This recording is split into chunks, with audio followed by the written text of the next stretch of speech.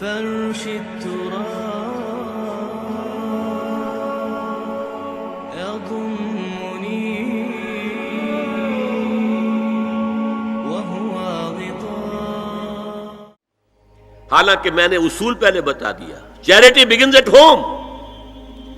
جیسے حضور فرماتے تھے انا اول المسلمین، دیکھو میں تمہیں اسلام کی دعوت دے رہا ہوں، سب سے پہلا مسلمان میں خود ہوں.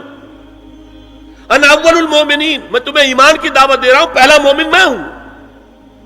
تو جب تک انسان اپنے کردار سے بات واضح نہ کرے تو واعظ جو ہے وہ مفید نہیں ہوتا، مؤثر نہیں ہوتا. لہذا سب سے پہلے بات جو کی گئی وہ کی گئی ہے حضور کی ازواج مطہرات سے. اب اس ضمن میں جو اصلاحی اعمال آئے ہیں، احکام، ان کو نوٹ کر لیجئے. ان کا آغاز ہوا ہے تدریجی اعتبار سے سورہ احزاب سے، اور سورہ احزاب سن 5 ہجری میں جو ہے نازل ہوئی ہے. ان کی تکمیل ہوئی ہے سورہ نور میں جو سن 6 ہجری میں نازل ہوئی. اور ایک بہت خوبصورت بات کہی، یہ مولانا امین احسن اصلاحی نے مجھے بتایا کہ ان کے استاد حمید الدین فراہی نے یہ کہا کہ سورہ احزاب میں گھر سے باہر کے پردے کا بیان ہے اور سورہ نور میں گھر کے اندر کے پردے کا بیان ہے. تو اصلاحی صاحب کہتے تھے کہ اس جملے نے میری آنکھیں کھول دی اور قرآن مجید روشن ہو گیا میرے سامنے. ورنہ اگر یہ بات سامنے نہ ہو تو آدمی اٹکتا ہے، جگہ جگہ پر اشکالات پیدا ہوتے ہیں. دیکھیے سورہ احزاب میں کیا کیا گیا. نمبر 1، پہلے خطاب ازواج مطہرات سے، بعد میں عام کر دیا گیا. نمبر 2، بتایا گیا کہ عورت کا اصل کردار کیا ہے، اس کی اصل جگہ کیا ہے، گھر. نمبر 3، استیزان کے حکم کا آغاز ہو گیا کہ گھروں میں اجازت لیے بغیر داخل نہ ہو. لیکن یہاں بھی صرف نبی کے گھر کی بات ہوئی ہے، عام نہیں. پھر محرموں کی ایک چھوٹی فہرست ہے جو سورہ احزاب میں آ گئی ہے، اور گھر سے باہر کے پردے کا حکم آ گیا ہے، یہ سورہ احزاب میں. سورہ نور میں استیزان اب عام کر دیا، کسی بھی گھر میں داخل مت ہو جب تک اذن نہ لے لو. یہ دیکھیے تدریج، پہلے حضور کے گھروں میں داخل نہ ہو، اب کسی بھی گھر میں داخل نہیں ہو سکتے بغیر استیزان کے. اور احادیث مبارکہ میں اتنی سختی آئی ہے، میں بعد میں آپ کو بتاؤں گا.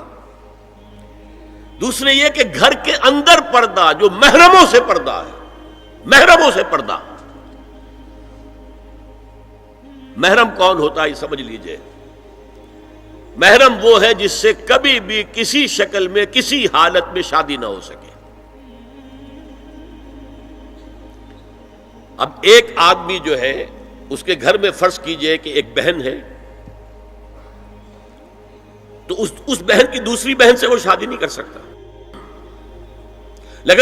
اگر وہ بیوی مر گئی تو کر سکتا ہے کہ نہیں؟ اس لیے وہ محرم نہیں ہے، نامحرم ہے. سالی نامحرم ہے. آپ کا بھائی ہے، اس کی بیوی ہے، بھابھی ہے آپ کی، آپ دیور ہیں، بھابھی سے شادی تو نہیں کر سکتے. لیکن اگر بھائی کا انتقال ہو جائے تو آپ شادی کر سکتے. تو شادی ہو سکتی ہے تو وہ محرم نہیں ہوا، وہ نامحرم ہے. محرم صرف وہی ہے جس سے کبھی کسی حال میں شادی کا امکان نہ ہو. اس کی ابتدائی فہرست جو ہے سورہ احزاب میں ہے، تفصیلی فہرست جو ہے وہ سورہ نور میں ہے. اب دیکھیے گھر کے اندر بیٹھنے سے متعلق کیا بات کہی گئی. بزار اور ترمذی میں حضرت عبداللہ ابن مسعود سے نبی ایک وسلم کا یہ ارشاد نقل ہوا ہے، ان المرأۃ عورۃ، عورت چھپا کر رکھنے کی چیز ہے. ہمارے ایک نوجوان ساتھی نے ایک دفعہ مضمون لکھا تھا بڑا پیارا. انہوں نے کہا کہ قرآن مجید میں جو اشارات ہیں، حور مقصورات فی الخیام، وہ حوریں جو ہوں گی وہ خیموں کے اندر ہوں گی، وہیں رہیں گی. قصر کہتے ہیں روک دینے کو، باہر نہیں نکلتی وہ، مقصورات فی الخیام، حوروں کا کانہن لؤلؤ مکنون، ایسے ہوں گے کہ جیسے کہ موتی جسے چھپا کر رکھا جائے. عورت چھپا کر رکھنے کی شے ہے. المرأۃ کلھا عورۃ، عورت کہتے ہیں اس کو ہے جسے چھپا کر رکھا جائے.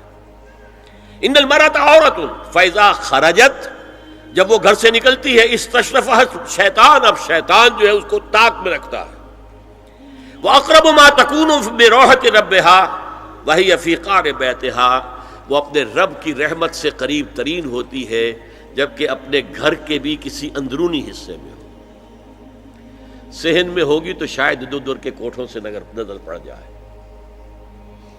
اسی لیے فرمایا مردوں کے لیے مسجد میں نماز افضل 28 گنا، اور عورت کے لیے گھر کی نماز مسجد سے افضل، گھر کے صحن کی مسجد سے افضل، دالان کی صحن سے افضل، کمرے میں اس سے افضل، اور کمرے کی کوئی بغلی کوٹھڑی ہے تو اس میں سب سے افضل.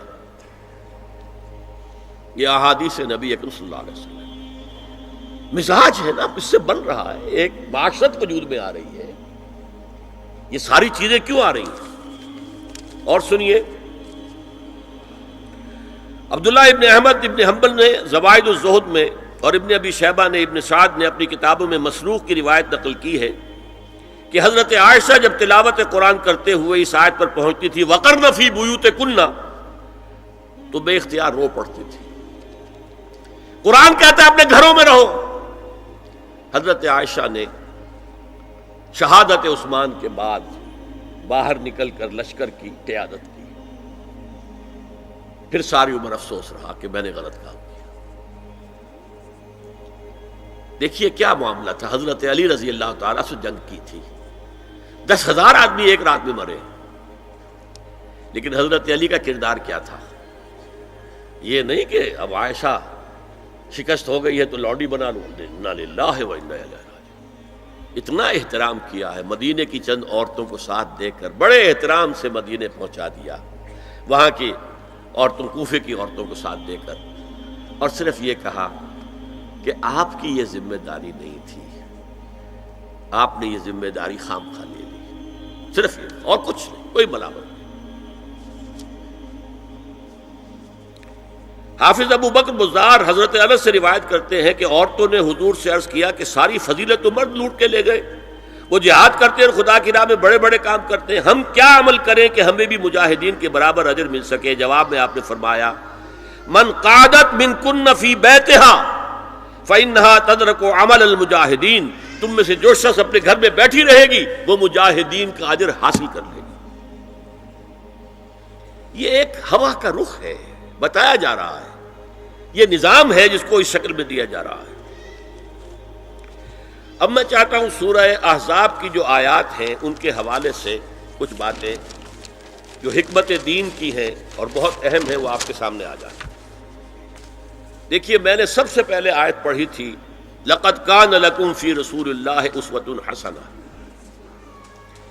اے مسلمانوں تمہارے لیے اللہ کے رسول کی زندگی میں ایک بہترین نمونہ ہے، اسوہ حسنہ ہے. ایک بات اس میں غور طلب ہے، مردوں کے لیے تو اسوہ کامل ہے. مرد اگر سپہ سالار ہے تو اسوہ موجود ہے حضور کا، مرد اگر صدر ریاست ہے، خلیفہ ہے تو اسوہ موجود ہے رسول کا، کوئی قاضی القضات ہے تو اسوہ موجود ہے رسول کا، کوئی کسی مسجد میں خطیب ہے، امام ہے تو اسوہ موجود ہے، باپ کی حیثیت سے اسوہ موجود ہے، شوہر کی حیثیت سے اسوہ موجود ہے کہ نہیں؟ مردوں کی کوئی حیثیت ایسی نہیں جس کے لیے اسوہ حضور کی زندگی میں نہ ہو. لیکن ایک خلا ہے، عورت کی نسوانی زندگی کے لیے تو حضور کی زندگی میں کوئی اسوہ نہیں ہو سکتا. حضور مرد ہے.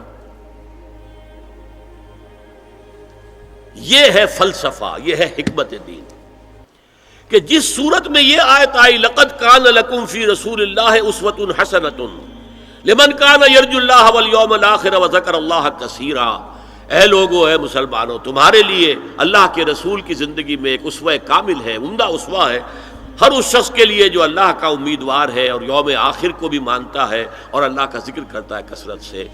اب اس خلا کو پر کیسے کیا جائے؟ حضور کی ازواج کو بنایا گیا اسوہ خواتین کے لیے،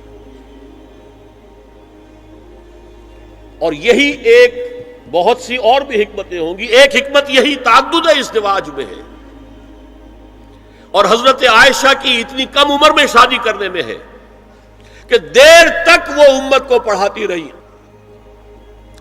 شوہر اور بیوی کے درمیان خالص پرائیویٹ معاملات کے اندر بھی ہدایت دیتی رہی۔ آخر وہ بھی انسان کی ضرورت ہے کہ نہیں؟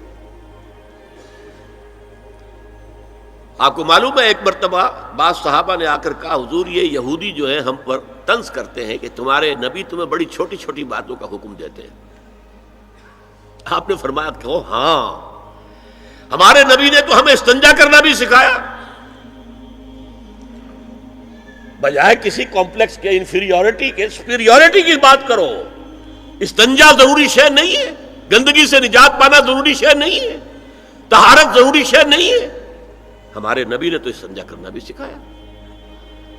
تو تعلق زن و شو کون بتائے گا؟ حضور بتائیں گے کسی کو؟ ازواج کو ضرورت ہوتی ہے، بڑا مسئلہ ہے، روزے میں کہاں تک جا سکتا ہے انسان؟ آخر کون بتائے گا؟ ازواج مطہرات نے بتایا۔ تو اسوہ بنانے کے لیے دیکھیے یہ آیات آئی ہیں، یہ 3 آیتیں سورہ احزاب کی یوں سمجھیے کہ نچوڑ ہے اس مسئلے میں۔ یا نساء النبی لستن کاحد من النساء، اے نبی کی بیویوں تم عام عورتوں کے مانند نہیں ہو۔ تو کیا وہ عورتیں نہیں تھیں؟ عورتیں تو تھیں۔ کیا ان کے احساسات عورتوں والے نہیں تھے؟ وہ تو تھے۔ کیا بات ہے؟ تم نبی کی بیویاں ہو، تمہیں اسوہ بننا ہے۔ ان اتقیتن فلا تخضعن بالقول، اگر تمہیں واقعی اللہ کا تقوی اور خوف ہے تو کسی اجنبی سے اگر بات کرنے کی ضرورت پیش آ جائے تو اپنی آواز میں لوچ مت پیدا کرو۔ فیطمع الذی فی قلبہ مرض، کہ جس شخص کے دل میں کوئی روگ ہے، گندگی ہے، وہ کوئی آس لگا بیٹھے کہ یہ جو مجھ سے گفتگو کر رہی ہیں، جس انداز میں کر رہی ہیں، جس لگاوٹ کے ساتھ کر رہی ہیں، تو کوئی نہ کوئی موقع ہے میرے لیے۔ انا للہ و انا الیہ راجعون، کرخت آواز میں بات کرو۔ وقلن قولا معروفا، اور معروف بات کہو، صرف اس سے آگے بڑھنے کی کوئی ضرورت نہیں۔ وقرن فی بیوتکن ولا تبرجن تبرج الجاہلیۃ الاولی، اور قرار پکڑو اپنے گھروں میں، وقار کے ساتھ رہو اپنے گھروں میں، تمہاری اصل جگہ گھر ہے، باہر نکلنا تمہارا کام نہیں ہے۔ ہاں ضرورت ہو سکتی ہے، اس کا بعد میں ذکر آ جائے گا، لیکن فلسفہ کیا ہے؟ عورت کی اصل جگہ اس کا گھر ہے۔ جو ڈیوٹیز کی تقسیم کر دی گئی ہے اللہ کی طرف سے، اس میں عورت کا اصل مقام اس کا گھر ہے۔ میں حدیث سنا چکا ہوں کہ جب گھر سے عورت نکلتی ہے تو شیطان طاقتا ہے اس کو، اور پھر ظاہر بات ہے کہ اس سے جو فتنے پیدا ہوتے ہیں وہ سب شیطان کے ذریعے سے ہوتے ہیں۔ وَلَا تَبَرَّجْنَ تَبَرُّجَ الْجَاهِلِيَّةِ الْأُولَىٰ، اور جو جاہلیت تھی، اسلام کے آنے سے پہلے کا جو دور تھا، اس میں جس طرح تم بند سمر کر اور لوگوں کی نگاہوں میں آنے کے لیے نکلتی تھی، اب وہ طریقہ اختیار نہ کرو۔ دیکھیے یہ بھی ایک بڑا نفسیاتی نکتہ ہے۔ مرد کے اندر قوت ہے، وہ اپنی قوت کا ظہور چاہتا ہے، کبھی جی چاہتا ہے دیوار کو کندھا دے مارے، راستہ چلتے کسی کو لگا کندھا، قوت ظہور چاہتا ہے۔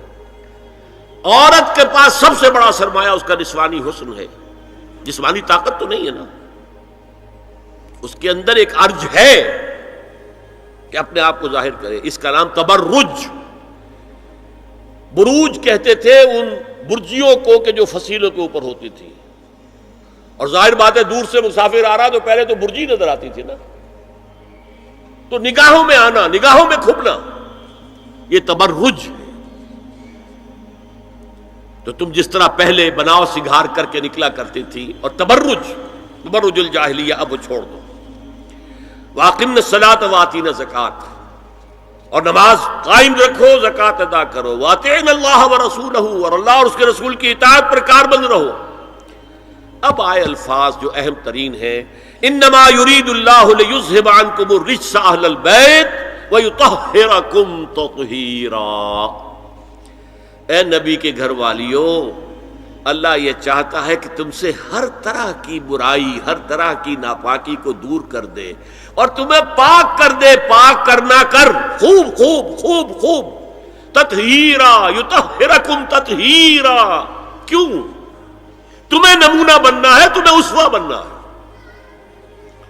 یہ الفاظ اصل میں آئے ہیں قرآن مجید میں ازواج مطہرات کے بارے میں۔ سارا جملہ چل رہا ہے یا نساء نبی سے۔ ہمارے کچھ دوستوں نے اسو کہا ہے کہ اہل بیت سے مراد حضرت علی، حضرت فاطمہ، حضرات حسنین ہیں۔ وہ بھی حضور نے فرمایا، میں نے ایک ٹی وی مذاکرے کے اندر بھی جب کچھ حضرات یہ کہہ رہے تھے کہ اہل بیت تو اصل میں وہ ہیں، میں نے کہا نہیں، اصل میں بیویاں ہیں لیکن وہ بھی اہل بیت ہیں۔ حضور نے ایک چادر میں جب سمیٹا سب کو، تو یہ بھی اللہم ہؤلاء اہل بیت، یہ بھی میرے اہل بیت ہیں۔ سلمان منا اہل البیت، سلمان بھی ہمارے اہل بیت میں سے، جو جتنا قریب ہوا۔ لیکن قرآن میں یہ لفظ آتا ہے صرف بیویوں کے لیے، ازواج کے لیے۔ حضرت ابراہیم کے پاس جب فرشتے آئے تھے حضرت اسحاق کی ولادت کی خبر دینے کے لیے، تو جب حضرت سارہ نے سنا تو وہ آئیں اپنے دوہتر مارتی ہوئی اپنے پیشانی پر، آلد وانا عجوز وہذا بالی شیخا، کیا میں جنوں گی اب جبکہ میں بوڑھی پھونس ہو گئی ہوں اور میرا یہ شوہر جو ہے یہ بھی بوڑھا پھونس ہے۔ 100 برس کی عمر تھی حضرت ابراہیم علیہ السلام کی، اور کتنی ہوگی اس کے آس پاس ہی ہوگی، 90-95 حضرت سارہ ہوگی۔ اس کو فرشتوں نے کہا تھا کہ کیا آپ اللہ کی رحمت سے مایوس ہو گئی؟ السلام علیکم وبرکاتہ اہل البیت، اے نبی کے گھر والی، اے نبی کے گھر والو، تم پر اللہ کی سلامتی ہو، رحمت ہو۔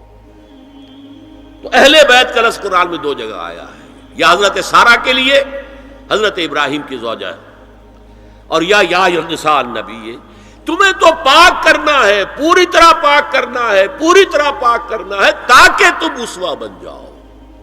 جو خلا ہے اسوہ محمدی میں صلی اللہ علیہ وسلم، وہ تمہارے ذریعے پورا کرنا ہے۔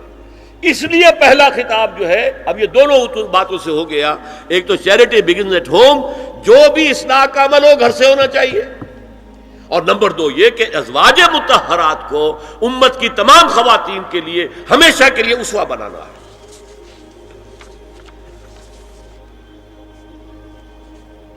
اسی طریقے سے استیزان کا معاملہ بھی آیا ہے، لیکن وہ بھی صرف نبی کے گھروں تک آ رہا ہے۔ یا ایھا الذین آمنوا لا تدخلوا بیوت النبی حتی یؤذن لکم، اہل ایمان نبی کے گھروں میں داخل نہ ہوا کرو جب تک کہ اذن نہ دیا جائے۔ یہ پرائیویسی، گھر کی پرائیویسی، اس پر میں تفصیل سے بعد میں بات کروں گا، چونکہ تفصیل اس کی آئی ہے سورہ نور میں۔ میں نے عرض کیا نا، ان احکام کا آغاز ہوا، جیسے شراب کی حرمت، آغاز سورہ بقرہ، پھر سورہ نساء، پھر سورہ مائدہ۔ اسی طرح اس کا اختتام جو ہوا ہے وہ سورہ نور میں ہے۔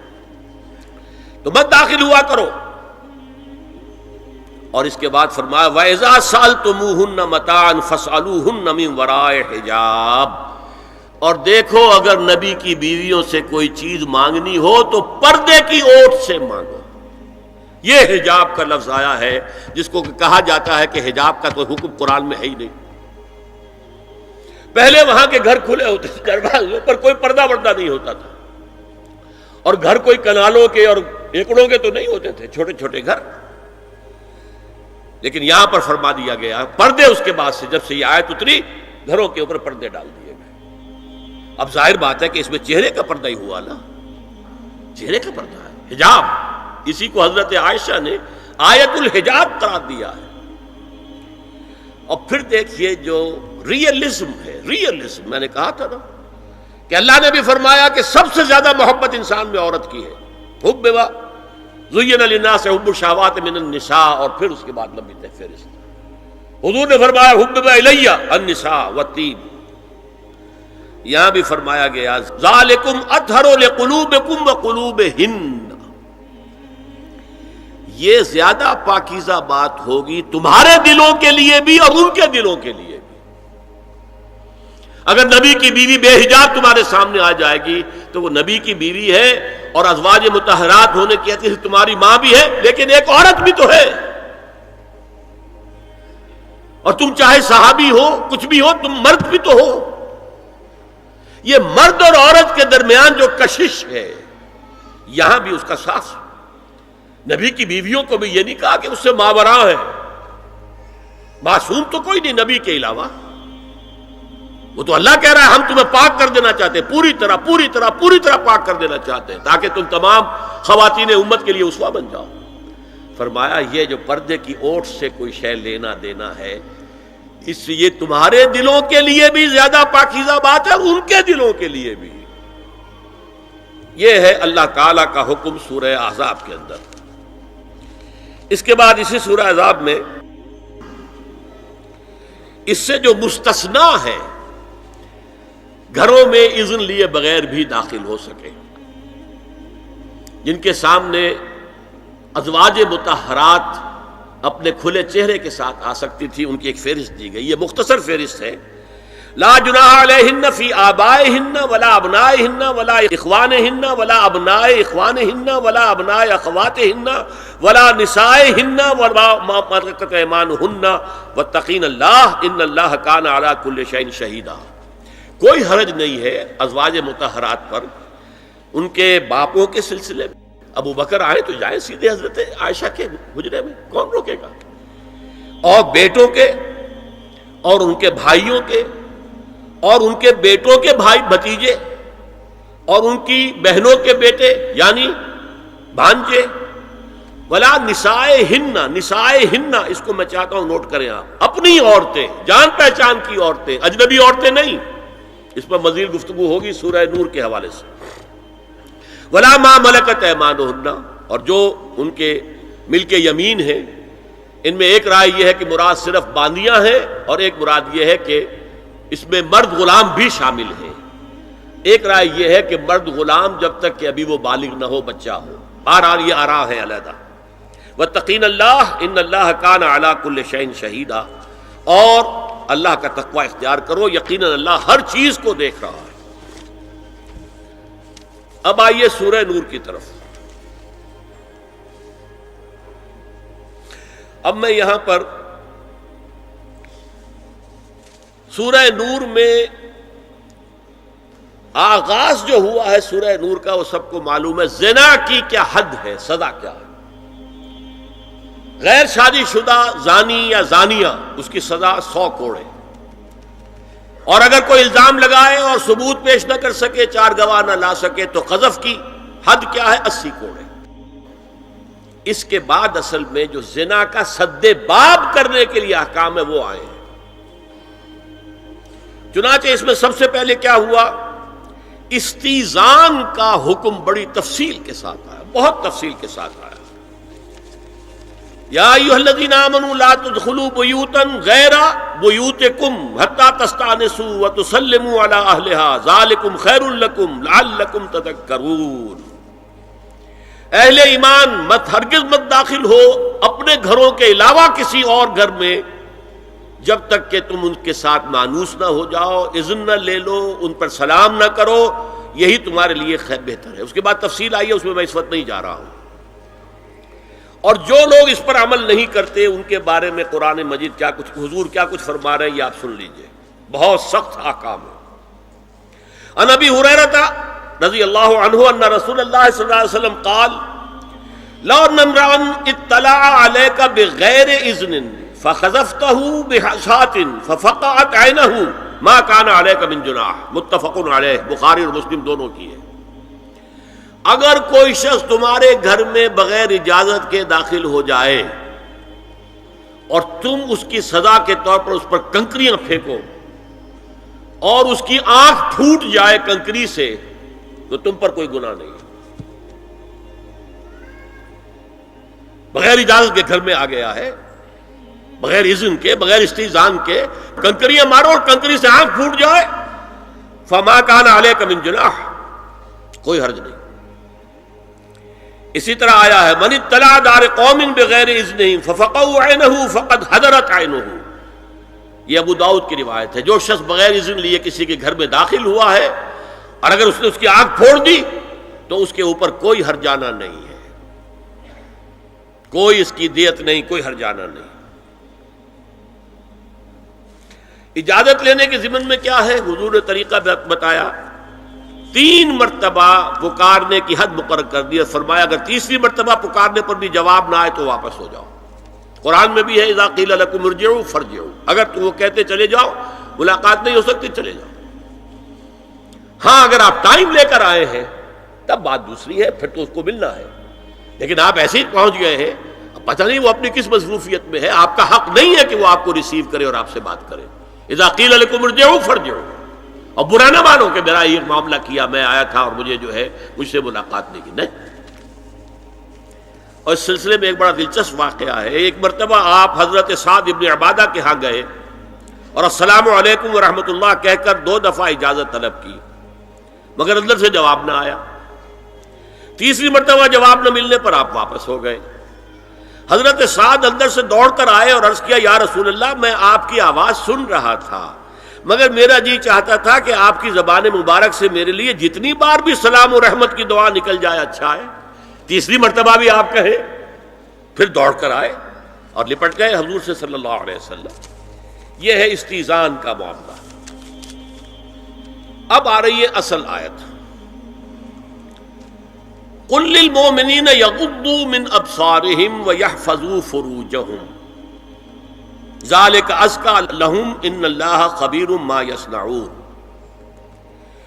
وقل للمؤمنات یغضضن من ابصارہن ویحفظن فروجہن ولا یبدین زینتہن الا ما ظہر منہا وَلْيَضْرِبْنَ بِخُمُرِهِنَّ عَلَى جُيُوبِهِنَّ وَلَا يُبْدِينَ زِينَتَهُنَّ إِلَّا لِبُعُولَتِهِنَّ أَوْ آبَائِهِنَّ أَوْ آبَاءِ بُعُولَتِهِنَّ أَوْ أَبْنَائِهِنَّ أَوْ أَبْنَاءِ بُعُولَتِهِنَّ أَوْ إِخْوَانِهِنَّ أَوْ بَنِي إِخْوَانِهِنَّ أَوْ بَنِي أَخَوَاتِهِنَّ أَوْ نِسَائِهِنَّ أَوْ مَا مَلَكَتْ أَيْمَانُهُنَّ أَوِ التَّابِعِينَ غَيْرِ أُولِي الْإِرْبَةِ مِنَ الرِّجَالِ أَوِ الطَّفْلِ الَّذِينَ لَا يَظْهَرُوا عَلَى عَوْرَاتِ النِّسَاءِ وَلَا يَضْرِبْنَ بِأَرْجُلِهِنَّ لِيُعْلَمَ مَا يُخْفِينَ مِنْ زِينَتِهِنَّ وَتُوبُوا إِلَى اللَّهِ جَمِيعًا أَيُّهَا الْمُؤْمِنُونَ لَعَلَّكُمْ تُفْلِحُونَ۔ یہ لمبی آیت ہے۔ اہل ایمان، اے نبی کہہ دیجئے اہل ایمان مردوں سے اپنی نگاہیں نیچی رکھا کریں اور اپنی شرمگاہوں کی حفاظت کریں، یہی ان کے لیے زیادہ پاکیزہ عمل ہے۔ ان اللہ خبیر بما یصنعون، اور جو کچھ وہ کر رہے ہیں اللہ اس سے واقف ہے۔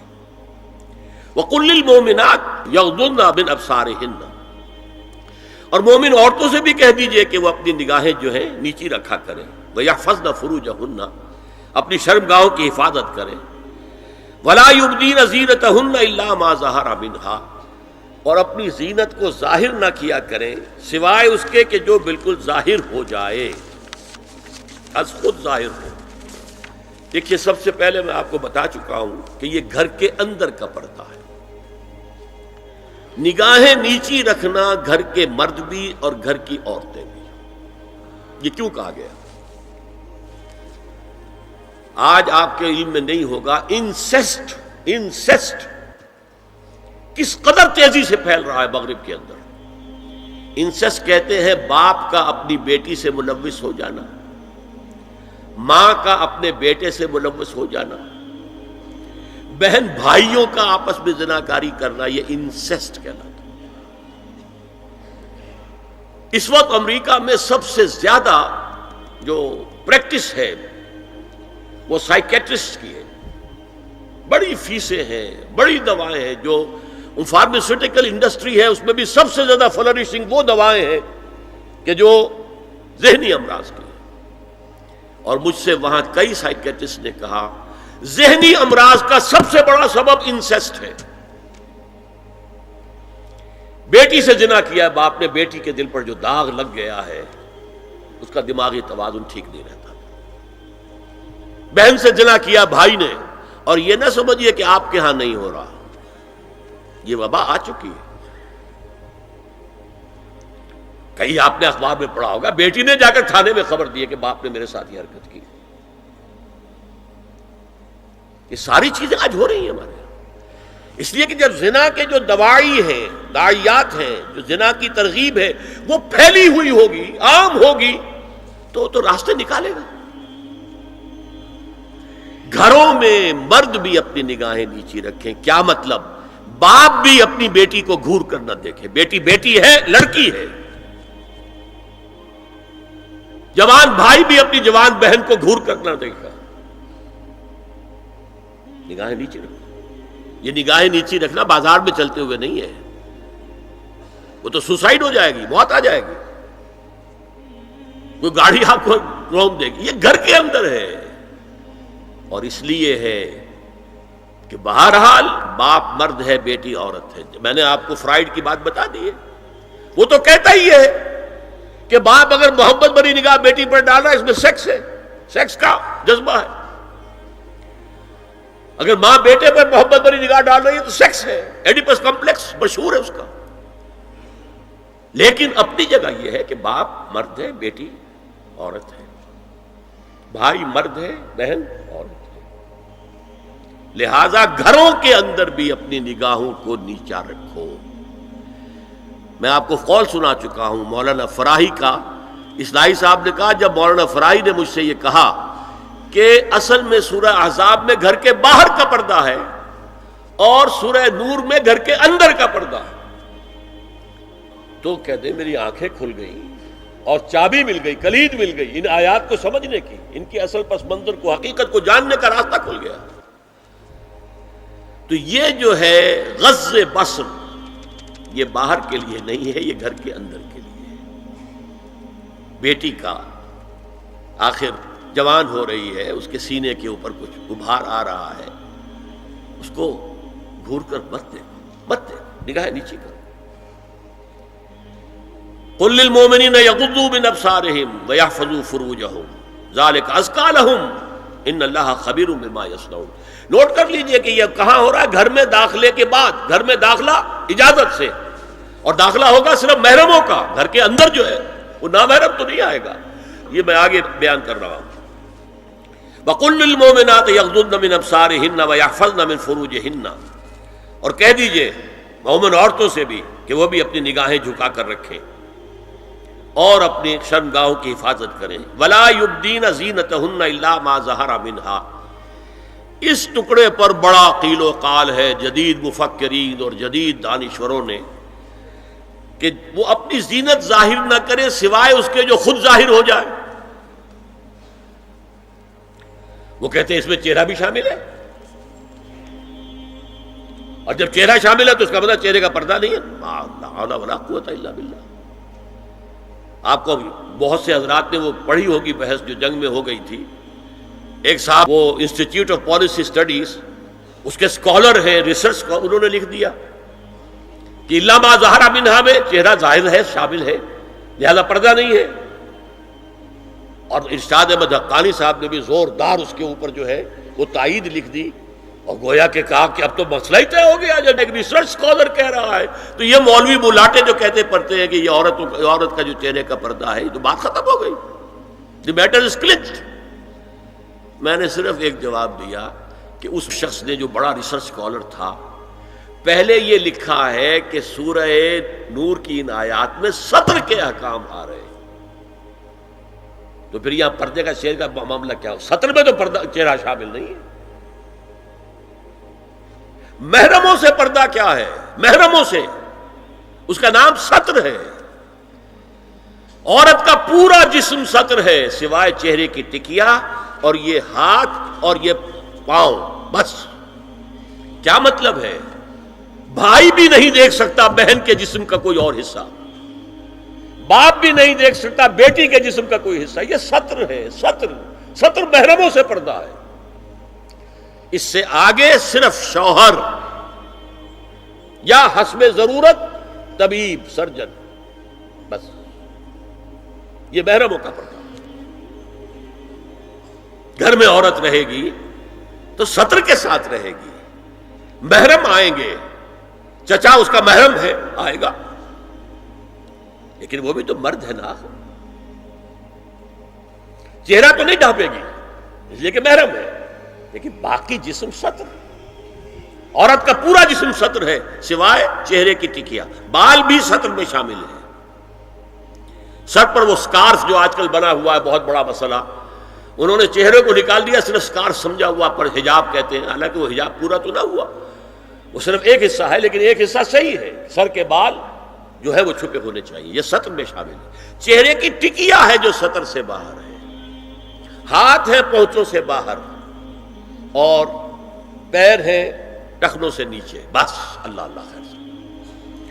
تو فرمایا ما ظہر منہا من زینتہن میں الا ما ظہر منہا میں کیا کیا چیزیں آ سکتی ہیں؟ دیکھیے، اگر عورت پوری کی پوری برقعے کے اندر ملبوس ہے، چہرے پر بھی نقاب ہے، آنکھوں کے آگے بھی یا جالی ہے یا کوئی چشمہ ہے، تو پھر بھی اس کے حسن کا ایک حصہ وہ ہے جو ظاہر ہے۔ اگر طویل القامت ہے، قد و قامت، یہ حسن کا حصہ ہے کہ نہیں؟ وہ کہاں چھپائے گی؟ اور غالب نے جو شعر کہا ہے، تیرے سرو قامت سے ایک قد آدم قیامت کے فتنے کو کم دیکھتے ہیں۔ سرو قد عورت، اسی طرح جسم سے ڈول ہے، اکیرا بدن ہے، یہ تو نہیں چھپے گا۔ عورت موٹی ہے، کیسی ہے، جسم جو غیر متناسب ہے، یہ تو نہیں چھپے گا۔ متناسب ہے اعضاء، قداور ہے، اکیرا بدن ہے، یہ ہے وہ چیزیں کہ جو حجاب کے سلسلے میں ما ظہر منہا، یہاں ہو رہا ہے کہ جو ستر کے سلسلے میں ہے ما ظہر منہا، زینت کا، اور وہ چہرہ ہے۔ لیکن اب اس میں ایک اور بات، وَلْيَضْرِبْنَ بِخُمُرِهِنَّ عَلَى جُيُوبِهِنَّ، یہ بھی گھر کے اندر کی بات ہو رہی ہے، چونکہ میں پہلے بتا چکا ہوں جلباب ہوتا تھا جب گھر سے باہر نکلتی تھی عورت، تو وہ اپنی چادر لپیٹتی تھی اپنے گرد، چہرہ نہیں ڈھانپتی تھی، صرف چہرے کا حکم دیا گیا اس کے ضمن میں، وہ سورہ عذاب کی آیت ہے، وہ رہ گئی، وہ میں بیان کروں گا۔ اور خمار اوڑھنی ہوتی تھی جو گھر میں اوڑھتی تھی، گھر میں ظاہر بات ہے کہ جلباب تو نہیں لیا جا سکتا، آخر گھر کا کام کاج کرنا ہے، ہلکی سی اوڑھنی تو وہ گھر میں، لیکن فرمایا وَلْيَضْرِبْنَ بِخُمُرِهِنَّ عَلَى جُيُوبِهِنَّ، اور انہیں چاہیے کہ اپنی اوڑھیوں کے، بکل اوڑھنیوں کے اپنے سینوں کے اوپر، گریبانوں کے اوپر بھی مار لیا کریں، تاکہ یہ سینے کے جو ابھار ہیں ان کو ایک ایڈیشنل کور مل جائے۔ دیکھیے ستر کا تقاضے کیا ہے، گن لیجئے، لباس نبیذ ہونا چاہیے، باریک نہیں۔ حضور نے فرمایا اللہ کی لعنت ہو ان پر جو لباس پہن کے بھی ننگی ہوتی ہے۔ باریک اتنا لباس ہے یا چست اتنا لباس ہے، ڈھیلا ڈھالا ہونا چاہیے، نبیذ ہونا چاہیے۔ لباس کے اندر یہ دو حصے جو ہیں وہ لازم ہیں۔ اور پھر سینے پر، اب ظاہر بات ہے کرتا پہنا ہوا ہے، ڈھیلا ڈھالا ہے، پھر بھی یہ سینے کے ابھار تو ظاہر ہو جائیں گے۔ ان پر ایک اضافی اوڑھنی سر پر سے لے کر اور اپنے اس گریبان کے اوپر بکل مار لینا، تاکہ یہ جو نسوانی حسن کا دوسرا مظہر ہے، پہلا چہرہ سب سے بڑا چہرہ۔ اب جو لوگ کہتے چہرے کا پردہ نہیں ہے، تو خدا کے بندو پھر پردے کی ضرورت کیا ہے؟ نسوانی حسن اگر اس میں اٹریکشن ہے، وہ کہاں ہوتا ہے سب سے بڑھ کر؟ مظہر اول کون سا ہے نسوانی حسن کا؟ چہرہ ہی تو ہے۔ اب میں ذرا شرم کے ساتھ کہہ رہا ہوں، لیکن یہ اپنی شاعری کے کچھ الفاظ آپ کو سنا رہا ہوں۔ یہ لب لعلین کہاں ہوتے ہیں؟ چہرے پر ہوتے ہیں یا کہیں اور ہوتے ہیں؟ یہ عارض گلگوں یہ کہاں ہوتے ہیں؟ چہرے پر ہوتے ہیں یا کمر میں لگے ہوتے ہیں؟ یہ چاہے زقن، تھوڑی میں اگر کچھ کھڈا پڑا ہوا ہو، چاہے زقن، یہ تعریفیں جو شاعری میں ہوتی ہیں، یہ کہاں ہوتا ہے؟ یہ مژگاں کے تیر یہ کہاں ہوتے ہیں؟ یہ نرگسی آنکھیں یہ کہاں ہوتی ہیں؟ اور ستواں ناک یہ کہاں ہوتی ہے؟ چہرہ ہی تو ہے نا، سب سے بڑی اٹریکشن تو چہرہ ہے، اسی کو نہ چھپایا تو پھر اور کیا چھپایا؟ ہاں دوسری چیز چھاتی کے ابھار بہت اٹریکٹیو ہوتے ہیں انسان کے لیے. اس کے لیے یہ ہے کہ وَلْيَضْرِبْنَ بِخُمُرِهِنَّ عَلَى جُيُوبِهِنَّ، کرتا بھی دبیز کپڑے کا ہو، کرتا جو ہے ڈھیلا ڈھالا بھی ہو، شلوار اور دبیز تر کپڑے کی ہو، ڈھیلی ڈھالی ہو، اور اوڑھنی کا بکل جو ہے اپنے سینے پر مار لیا جائے. اب اس کے بعد فرمایا وَلَا يُبْدِينَ زِينَتَهُنَّ إِلَّا لِبُعُولَتِهِنَّ. اب یہاں یہ زینت کا لفظ آ رہا ہے چہرے کے لیے، اور چہرے ہی میں کچھ سنگھار بھی ہوتا ہے.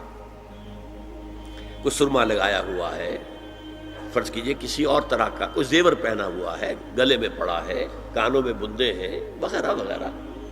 یہ زینت چہرہ اور اس کے ساتھ کوئی بناؤ سنگھار کا معاملہ، جس کی کہ حضور صلی اللہ علیہ وسلم نے تلقین کی ہے.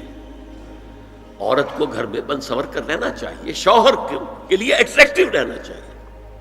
خاص طور پر شوہر جب آنے والا ہے شام کو دفتر سے، اس وقت عورت جو ہے بن سنور کر رہے ہیں. اس لیے کہ اصل مقصد کیا ہے؟ جتنی بھی انسان میں سیکشول انرجی ہے وہ مرکوز رہے شوہر اور بیوی کے درمیان. یہ فلسفہ ہے.